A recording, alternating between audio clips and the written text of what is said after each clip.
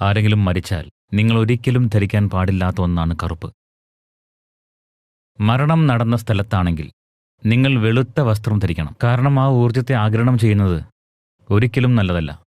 പക്ഷെ സാധാരണയായി മരണം സംഭവിക്കുമ്പോൾ എല്ലാവരും കറുപ്പ് ധരിക്കുന്നു. ജീവനെക്കുറിച്ചൊരു ധാരണയും ഇല്ലാത്തതിനാലാണത്. യുക്തി മാത്രം ഉപയോഗിക്കുന്നതിൻ്റെ പ്രശ്നമാണത്. അതായത് കറുപ്പ് എന്നാൽ മരണമാണെന്ന് നിങ്ങൾ കരുതുന്നു. അത് ശരിയാണ്, അല്ലെന്ന് ഞാൻ പറയുന്നില്ല. എന്നാൽ നിങ്ങൾക്കതായിത്തീരണമോ അതിൽ നിന്ന് അകന്നു നിൽക്കണമോ? മരിച്ചവർ മരിച്ചു, നമ്മളതിനെ മാനിക്കുന്നു. പക്ഷേ മറ്റുള്ളവർ സമ്പൂർണ്ണമായി ജീവിക്കണം. അത്തരം ഊർജത്തെ സ്വീകരിച്ച് അവർ പാതി മരിച്ചവരായി മാറരുത്.